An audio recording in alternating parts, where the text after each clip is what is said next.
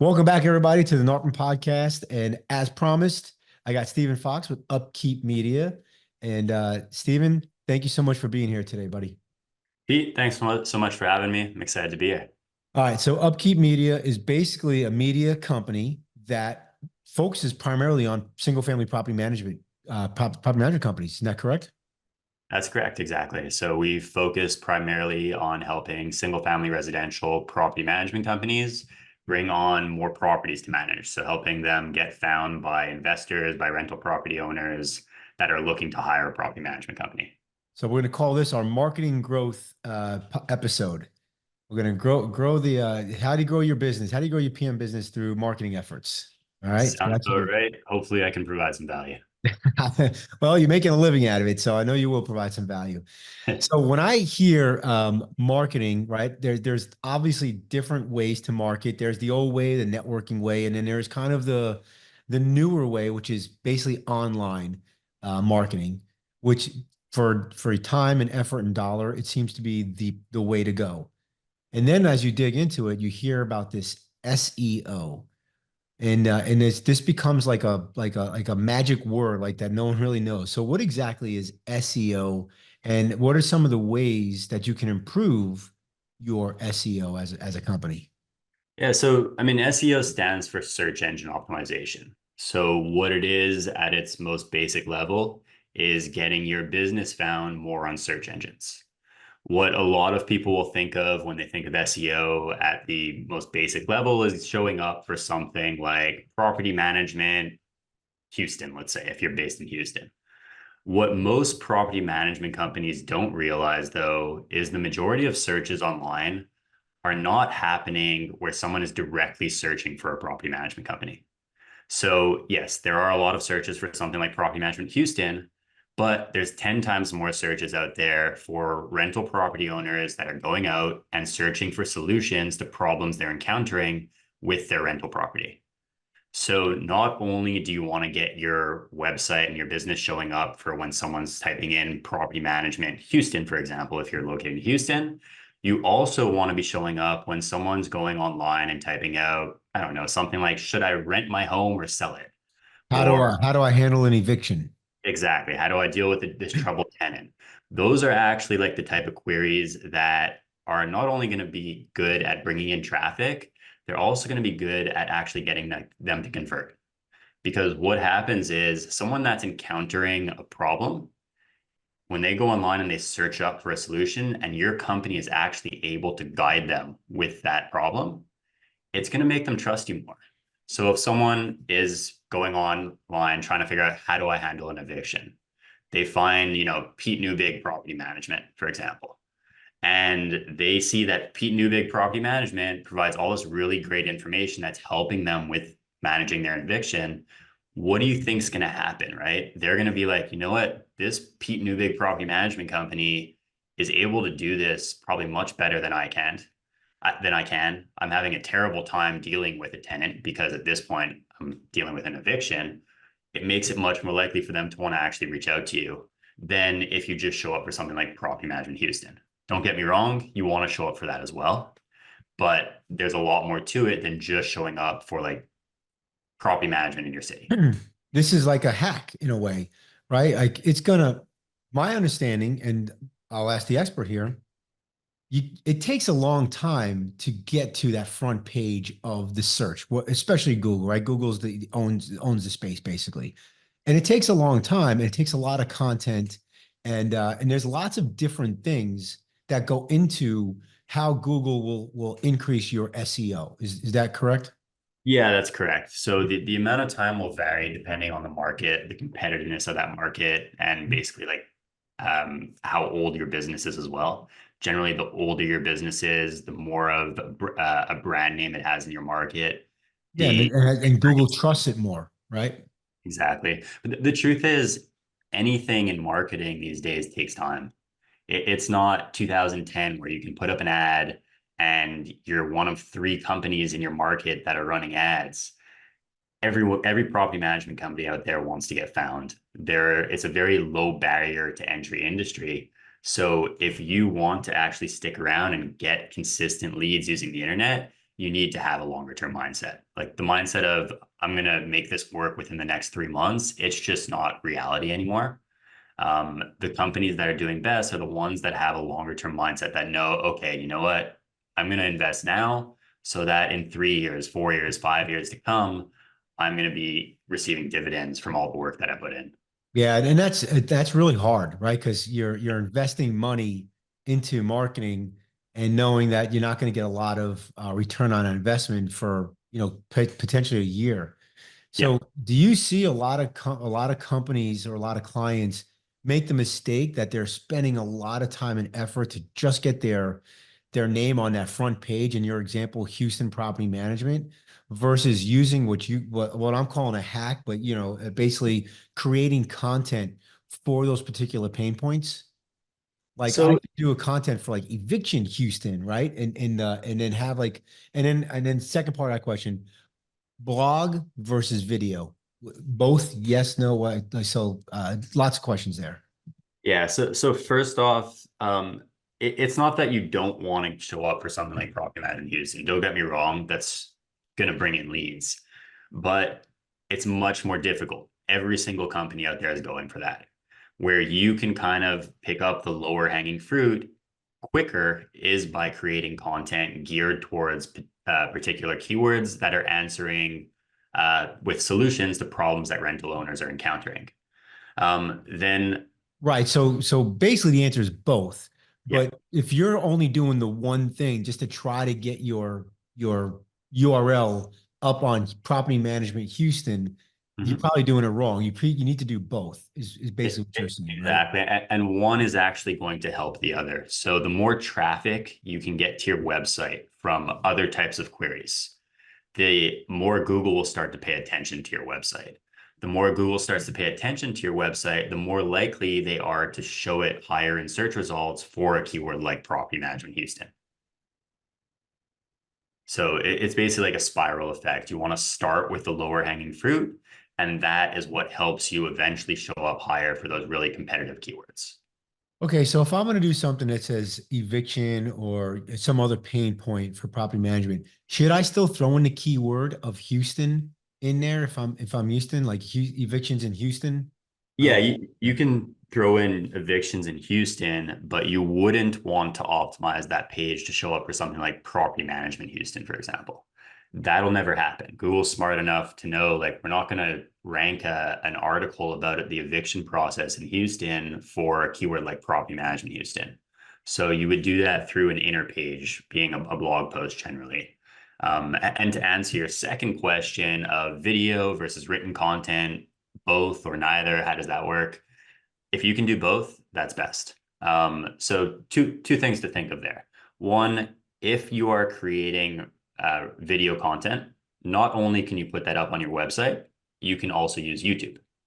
YouTube is a search engine themselves, right? It's actually the second largest search engine in the world right now after Google. Google owns YouTube as well. The more that you can kind of feed into Google's ecosystem, the more Google favors your company. So by doing well on YouTube, it's going to benefit your website as well. Because what happens is people find you on YouTube, they go check out your website. The more people that check out your website, the more Google sees people like this website, they're spending time on it. So that they're going to help each other. Then what you should be doing with that video as well, not only putting it on YouTube, but embedding it on your website in a blog post, and then creating a written article to go along with it as well. The reason why is now what you're going to have is you're going to be feeding Google on all ends. You're going to be giving them rich media on your website, which is a video. And then you're going to be giving them written content as well, which they can better understand by basically their bots will be able to read through that content. And then you have to optimize that content to show up for different keywords as well. But basically, if you can do both video and written, it's going to help your website that much more. and if you do a video, you can get the video with AI tools now. You get it transcribed pretty easily. Thanks, all right. Yeah. So like, okay, so you say, okay, I create this blog. Where does this blog live? Does it live on your web? Like the video lives on YouTube, and then you embed it in your website. I understand that. Okay, I write a blog on my Google Doc, Word doc. Now, how do I get that onto the internet? What do I like? What do I do? Then you would have a section on your website specific for different articles that you have created. And that's what we call a blog generally. Mhm. And those articles are going to be directly on your website in that blog section. Got it. I sound like such a boomer. I know. I get it. All right. So one way to help increase SEO is not just focusing on Houston property management and trying to do keywords and do blogs and posts just on that, just on Houston property management, but to actually focus on, and this is worth the listen right here, is to focus on pain points and create content to answer those pain points because it does two things. One is if somebody's actually not searching Houston property management, is searching evictions Houston, you'll pop up. And number two, you become the expert That's because correct. you're the one and then feed everything into your website. Yeah. Now, And I've then been the more topics you cover in depth, the more authority Google starts to pass on to your website because they're like, okay, they're covering everything that has to do with managing a rental property. got it. So this is where being, if you are an SFR property management company, focusing on SFR versus SFR multifamily, short-term HOA, this goes deeper and understanding your target so you can write specific stuff for that particular target. That would be helpful. Yeah. Yeah, definitely. Excellent. Okay. So now I feed everything into my website. Um, the website itself, I've been taught, and I'll ask you if you agree, I've been taught that the website is actually not a marketing tool. The website is a conversion tool. And so what are your thoughts on that statement? Um, it is a marketing tool in the sense that it'll get people to find you, right? So if you create content and you show up in search engines, it's a marketing tool. Someone goes online, they're looking for help with an eviction. If we're sticking to our previous example, that'll drive and they find your site, that'll drive them to find your business. So in that sense, it's marketing. It's also equally important as a conversion tool, though, because what's going to happen is you'll have two people that visit your site. You'll have people that found you online, and then you have people that found out about your business offline as well. People that found out about your business offline, but that know about your site will visit it. And what you want to do is make it very appealing for them to want to reach out to your business. So there's something that we kind of like to call the lemonade stand principle. And in property management, if you think of it from the point of view of an investor and they're out there and they're trying to figure out which property management company do I want to go with, from their vantage point, they can't really differentiate one company versus another, right? They don't really know which company has the best standard operating procedures, which one's going to actually do the best job at screening tenants, and so forth. All they really have to go off when they're doing research is your website and your online reputation. So from that standpoint, it's definitely a conversion tool. If you have a site that looks very generic or looks like every other property management company in your market, there's nothing that's really going to help your company differentiate itself from the competitor down the street. Whereas if your site stands out compared to all of your competitors, it's going to kind of give you a bit of a leg up. It's going to help invoke a little bit more trust in that person that is trying to decide between multiple companies. So from that standpoint, it's more of a conversion tool. Got it. Okay. I love it. I think that's a great definition and analysis of it. All right. So I'm going to change gears a little bit. I want to talk to you about numbers. Okay. Now, I know we didn't talk about this in the green room, so I'm throwing them a curveball, everybody. But what are some like, you can get really deep into the numbers and there's too many. And what I find is there's not enough people actually looking at the numbers. They don't know what to look at. So as a consulting firm, put your consulting hat on. And if I was coming to you and saying, hey, what what should I look at least on a weekly or a monthly basis? And how do I know if what I'm doing is working? Yeah. So first thing you want to know before you do any type of marketing is how much a client is worth to your business. That's the most important number you need to know before doing anything. If you don't know how much a client is worth to your business, you have absolutely no idea of knowing if you're getting a return on investment. All right, so that's called the LTV or lifetime value of the client. Yeah, And exactly. how would you define lifetime value of a client for a property management firm? How would you come up with that number?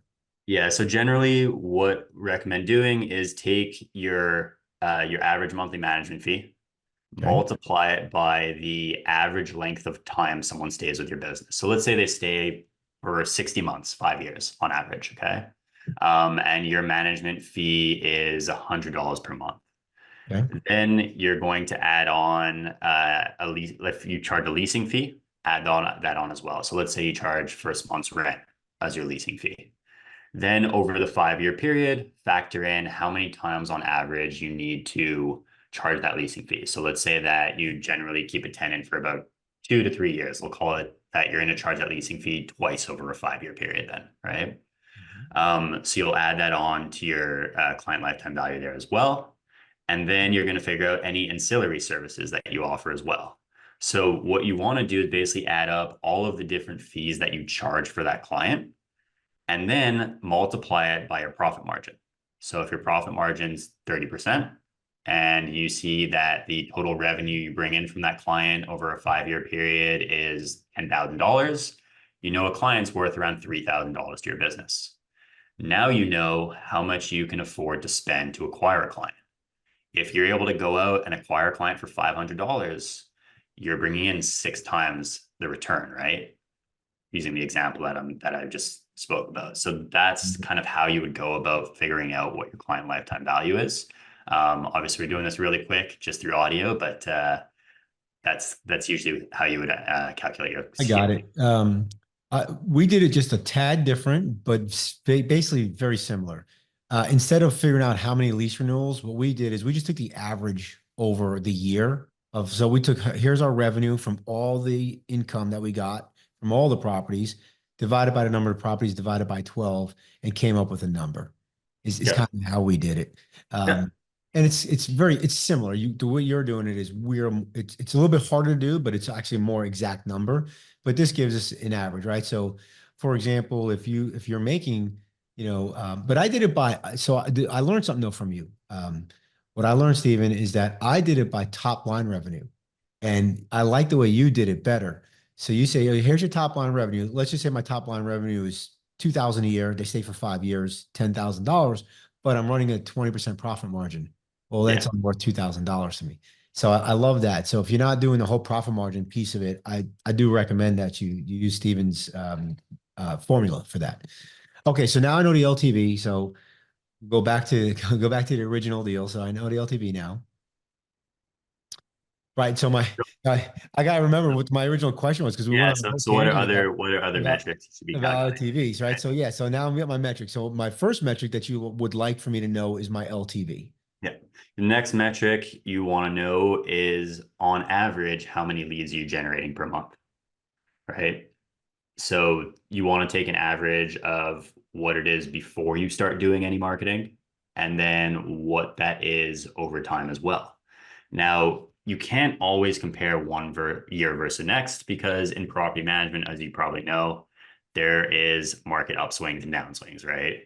But if you have the mindset of I'm going to be doing this for a decade and you calculate that number over the next decade or the next 5 years, that's a little bit better to measure. It's like the equivalent of measuring the return of a financial advisor by looking at 1 year of returns in the market, right? You can't really do that.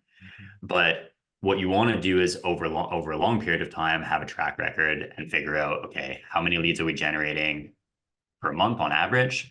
Another metric that you want to take into factor is what's your close rate. So that's important too, as well.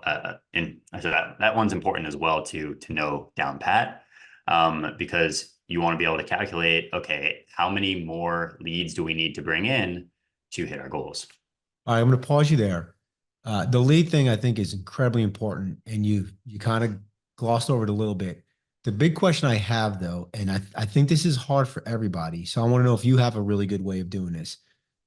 How do I track those leads? Because we might be using five different methods to market, right? I might have somebody going to different brokers' offices. I might have some online ads. I might be doing some video blogs, things of that nature. How do you track the leads? Like, is it just as easy as how'd you hear about us type stuff as you're answering the phone and just putting it in a spreadsheet? Is it and then is it more robust? Like, do I have to connect it to a CRM system or everything in between? So it depends on the method you're using. So if you're using paid ads, you should be able to track the lead directly from the paid ad. That's easy to set up. If it's something where you have a BDM and they're going out and visiting different brokers' offices trying to get referrals, then it'd be more a matter you have to manually input that into a CRM. So having a CRM is super important once you start to generate a significant amount of leads. That's one thing I think a lot of people do get backwards that I will mention. If you're generating like 5 leads a month, you You don't don't need a necessarily CRM. need a CRM, right? You Like definitely focus. don't need HubSpot. Yeah, exactly. Like focus on getting the leads in before you start investing in a CRM because that's the priority at this point. But yeah, once you get to a significant point, let's say you're generating 50 to 100 leads a month, at that point, there's going to be certain sources that you can track directly to where it came from, like I was mentioning, a paid ad campaign. And then another thing that you can do that's just super simple is on any contact form on your site, just put a field. How did you hear about us? Even for our own company at Upkeep Media, like we have, if you go to any of our contact forums, we'll ask you, where'd you hear about us? It's not a perfect match all the time, but over an extended period of time, you're getting a pretty good idea. The data smooths out over time. Exactly. Okay. So yeah, you're gonna have to manually ask sometimes. If someone calls in, just ask. People don't mind answering that question. No, you're right. I'll say early on in the Empire days when we were just starting out, the first couple of years, few years, we literally just had everything in a spreadsheet. Yeah. And if a contact form came in, they said, "This is how we heard about us." We literally put the lead, and we had a column for lead and rows for the source, and we would Yep. just put in the numbers for each lead source. And if somebody called us, how'd you hear about us? And that's how we did it for many years Yeah. before we connected everything to our CRM system, which was HubSpot. Yeah. Okay, so if I have a lead problem, then we know it's a marketing challenge, and we got to call Upkeep Media right away to get the lead flow to grow. You said now the next thing you said was sales was conversion rate, which 100% agree. So talk a little bit about what that looks like and how do you track that as well? What's the metric behind that In terms of your conversion rate, in terms of in terms of the conversion rate? we're talking about closing rate or conversion rate from a website. Oh, I'm sorry. You know what? Great call out. I was thinking closing rate, but Okay. I So call it conversion rate, but it's the sales conversion from leads is kind for of what I was thinking. But yeah. why don't you talk about both? For closing rate, I mean, it's as simple as how many leads do we get in? How many of them were qualified? So I would keep track of that as well, because you will get some leads that call that are just not qualified at all. You kind of have to determine what is considered a qualified lead for your company.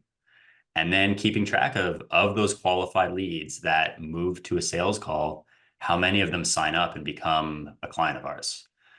It's as simple as that for tracking your closing rate. Do you track by person that signs up or by number of door count, or do you do both? I would probably do by person that signs up. Reason being is, especially if you You may have look like you have a great month. One guy signed up with 20 doors, exactly like right? if especially if you have a salesperson like a BDM and you want to keep track of how effective they are, as you just said, if you can have maybe they got lucky, they got one person that was really hot, like ready to sign up right away, and they had 20 doors. That person looks fantastic. But then you look and you're like, wait a second, they spoke with 50 people and they only signed up this one person that had 20 doors. There's probably something wrong with our sales process. So Yeah. I would recommend you can do both, but I would definitely recommend tracking by person. Yeah, another thing you said that I think is super important is you said have an MQL or a marketing qualified lead. And so if you're in property management, not all leads are equal, right? And you said like there's just some people like we used to have people that would call us and say, "I'm interested in property management. Awesome. What's the address of the house?" Well, I don't own one yet. I'm thinking about buying one. Yeah. That's not a marketing qualified lead. That's just a lead, but not we used to call them opportunities just to make it a little bit different, but that's not a hot lead or a qualified lead.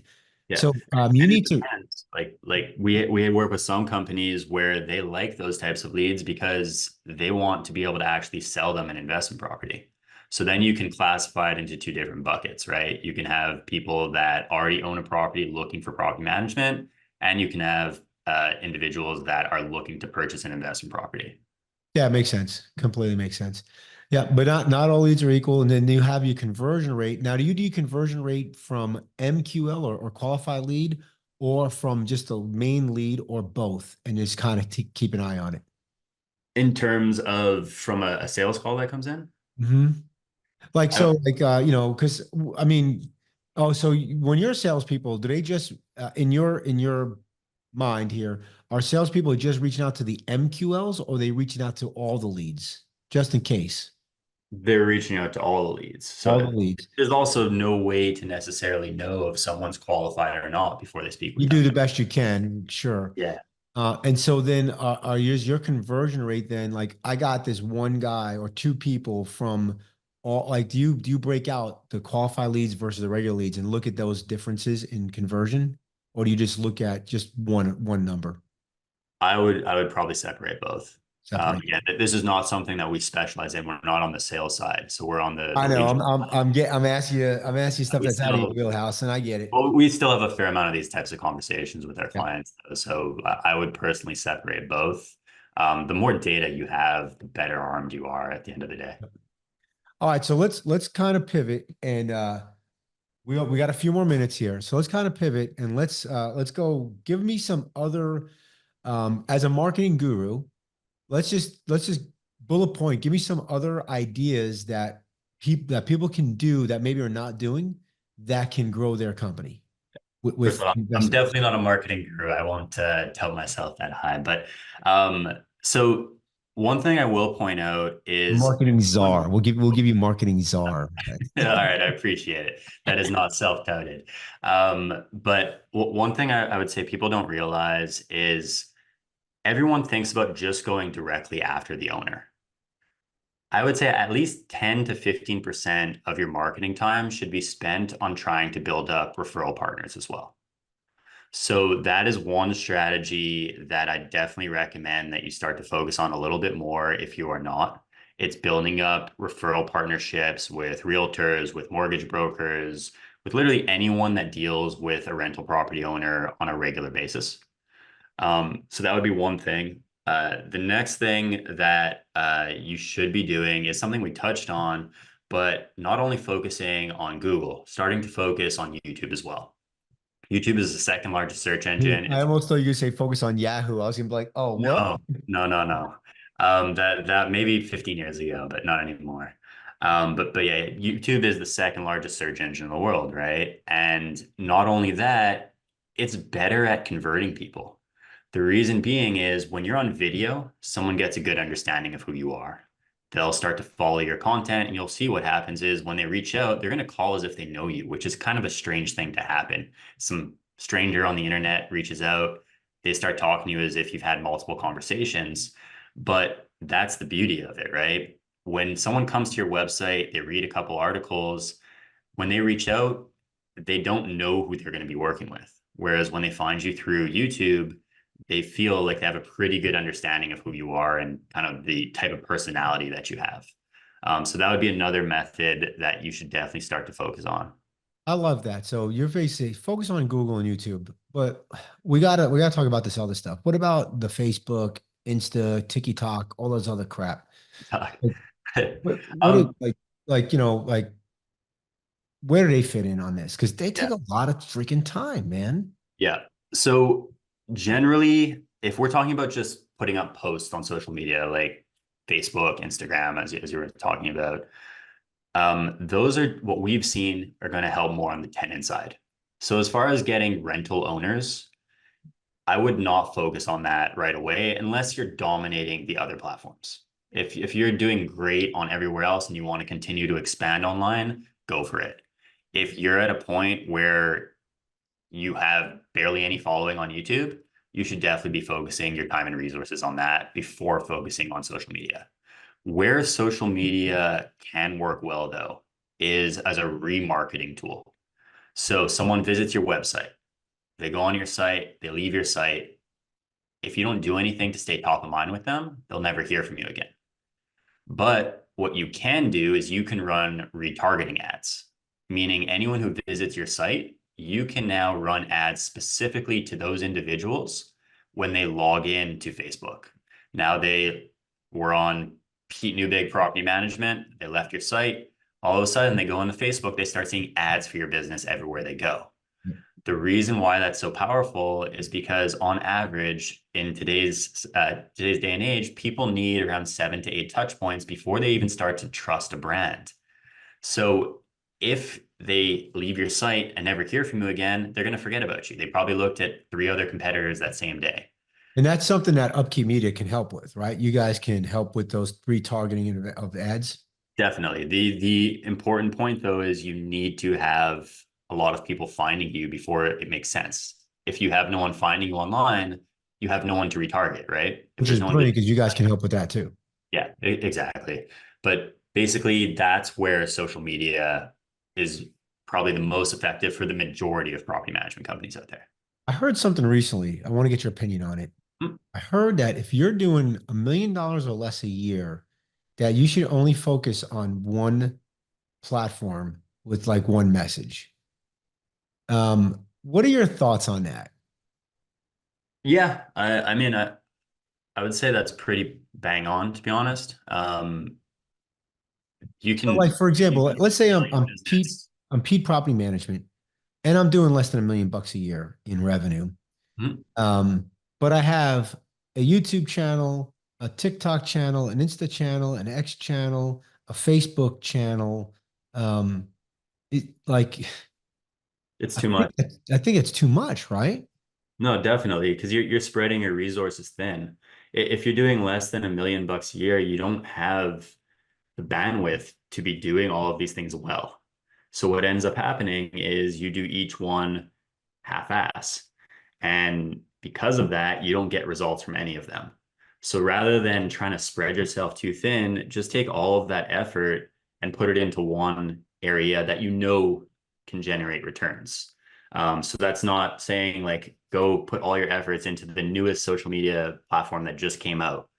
Go in something like YouTube where you know you can generate business from it. You know there's property management companies that are doing multiple 7 figures that are doing very well from YouTube, and focus all your efforts on that one platform until you start to see returns. So never mind, even if you're doing under $1 million a year, just point blank is don't start to focus on multiple avenues until you're dominating one.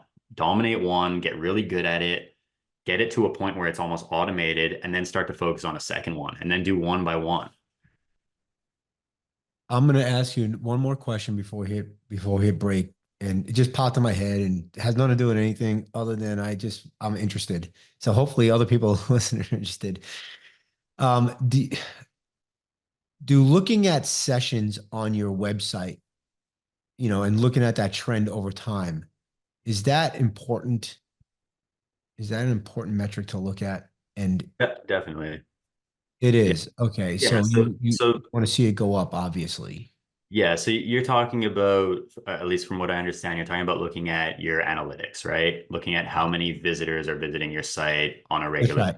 And then there's a breakdown in the type of visitors. So they're Can you talk a exactly. little bit about that, just a little bit? So you want to look at where these visitors are coming from and what pages they're visiting. So your website, one thing we haven't touched on is as an SFR or property management company, your website is geared towards the owner. It really, you can get tenants through it, but that should not be your main focus. You're going to get your tenants through the listing sites. As an owner, as a website that's focused on owners, you want to make sure that the traffic you're getting to your site is coming through owners. So there can be the odd occasion where maybe your website traffic is kind of flat, but you're getting more lead flow. And that can happen because all of a sudden the amount of people that are finding your listings page goes down, but there's more people that are finding you through owner related queries. So that kind of say counteracts the decrease from the listings. But in general, yes, like you should be seeing your website traffic go up over time. You do want to pay attention to that. But most importantly, you want to pay attention to your lead flow. Like, are you getting more leads or are you getting less leads? And that's kind of the most important thing to keep track of. Steven, I can talk to you all day. I have so many more questions. We may have to do a second pod on this, but we're running out of time. So we're gonna hit the commercial break and then we're gonna put you in the lightning round. Sorry, everybody, because I could literally, I got like 10 more questions I need to ask them. So, all right, we'll be right back after this, everybody. All right, we're back, everybody. Welcome back. All right, Steven, are you ready for the lightning round? I'm ready. Let's do it. All right, let's do it. Okay, here we go. All right, I'm actually going to ask you a different question than I ask normal people, normally everybody else. My first question is, do you believe that remote team members can do some of the marketing functions for an SFR company? Definitely. I think there's certain things like social media posting that we're talking about before, where you can have a remote team member do the work just as well as somebody that's local. Um, yeah. So to answer that question for sure. And you can find qualified people on vpmsolutions.com. Just saying. Okay. What CRM system do you recommend? So honestly, it depends on the size of your business. One that a lot of our clients use is Lead Simple, because it's built specifically for the property management industry. So I'd probably go with that. I love it. Great answer. Good partners of ours. All right. You talked about BDMs, so I'm not going to ask a question about BDMs, but I will ask, what is one piece of advice you would give someone just starting out in the PM business? So I'll take this from the standpoint in terms of growth, because I can't touch on the operation side. I'm not a property manager myself, but in terms of growth, when you're first starting out, you have more time than money generally. That is a time where you need to use bootstrap techniques. So that is where you can go out, you can create a Facebook group dedicated to real estate investors in your market. You can go on Bigger Pockets, answer all of the different questions that people might have. You can go and start networking with people that can potentially refer you clients like realtors or mortgage brokers. So that would be kind of the advice in terms of generating leads, but also don't just focus on the short term because eventually you're going to want to be able to generate leads that are reaching out to you versus you having to go out to them. And in order to do that, you're going to need to create content that provides value to rental property owners in your market. Start focusing on that as well from day one. So make it a goal of yours. I'm going to shoot one video per week that educates rental property owners in my market. Post that on YouTube. They're not going to be great at first, but over time, you're going to get better. No one's great the first time they do anything, right? So get out there, start creating content and start posting on YouTube, create articles for your site. Just as Pete said before, you can take that video, embed it on your site, and then transcribe it so they have written content to go with it as well. Great advice. Does pineapple belong on pizza? Definitely a fan. I'm actually a big pineapple hot pepper pizza fan. Interesting. Yeah. Well, he is from Canada, folks. So, Yeah. It was my father-in-law introduced me to that one and it stuck. um, favorite fast food restaurant? Ooh, I don't eat fast food. But I'm if a you bit had of to, a what's your if I had to, it maybe probably you had too much to it, drink one night and you're a little hung and you need some fast food to yeah. kind of So soak we you don't up. have this where I live, because I live in Montreal and everything is French, so we don't get any of the good stuff.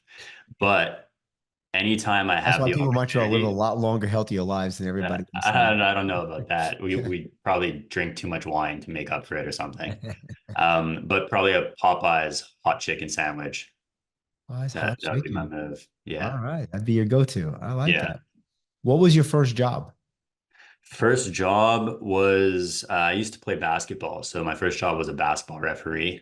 And then my first actual job, let's say at a company, was I used to pull the new clothes off of a truck for Old Navy. And man, did I hate that. What is something that most people don't know about you? Something that most people don't know about me. I mean, most people probably don't know me. But something people don't know about me would probably be that I love to collect shoes. So I've probably got way too many shoes. I think I have like 50 something pairs of shoes. Uh, You need to meet Peter Hernandez, who used to work with me at VPM. That guy has a shoe collection I too. do. You guys Okay. can geek out about shoes. What is one book you're currently reading or one that has impacted your business or life? Um, I actually have it right here. It's this found this book very good. It's called Never Enough by Andrew Wilkinson. Never enough. Um, Okay. yeah. So I actually just finished this book maybe 2 weeks ago, but it was a good read. It's basically about Andrew Wilkinson, who is a business investor based out of Victoria, British Columbia, but he owns at this point, I think he's like 38 years old and he owns about 40 to 50 different businesses. And he just Wow, kind of he's his story. this generation's Warren Buffett, huh? That's exactly it. He's known as kind of the mini Warren Buffett. Oh, Warren Buffett's like 90, so he's got a lot of runway to get to where Warren Buffett was. Yeah. What is one challenge you are facing in your business? Um, People say just making sure our team continues to grow, continues to learn, and is, better educated in property management. I think it's probably all those crummy property management clients. Honestly, I think there's always the exception, but in general, the property management industry is filled with like really nice and good people. Agreed. 100% agreed. Dogs or cats? Which one do you Dogs. prefer? I have a dog, so I definitely have to go with dogs. What kind of dog? He's a mix between a Chihuahua and we don't know what. We adopted him actually from Houston. Funny enough, they flew him down at like 2 years old. But he's part Chihuahua, part something bigger because he's bigger than a Chihuahua. I work with an organization that we foster every once in a while for them, and they're always shipping dogs up north, North U.S. And I didn't know we What's hit Canada, but yeah, it's called what's the name? Freedom Street Rescue. They're smaller. They're smaller. Owned by my buddy and Yeah, his wife. They save about 220 dogs a year, and yeah, they're shipping them all up northeast a lot. yeah. And That might be where we got him from, actually. that's pretty cool. That's pretty cool. Yeah. So That is that's pretty cool. yeah. So it was literally a company in Houston that only sent them to the Northeast. Oh, So that's really interesting. There's a few of them out there. All right, okay.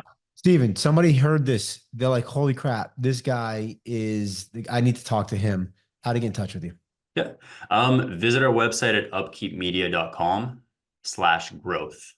One thing we offer to any property management company out there is what we call a property management lead gen analysis. And basically, it's a free 30-minute educational call.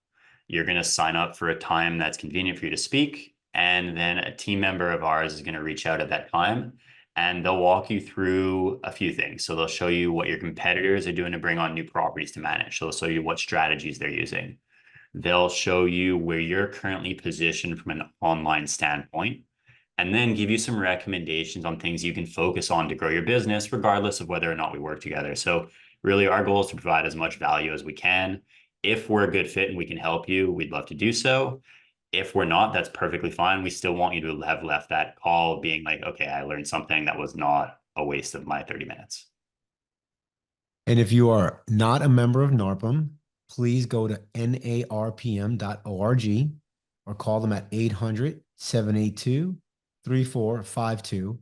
And if you need a marketing assistant, social media, you know, marketer, or any kind of marketing help that does not need to be in the office, think of vpmsolutions.com. We're a direct hire platform that's free for you to use.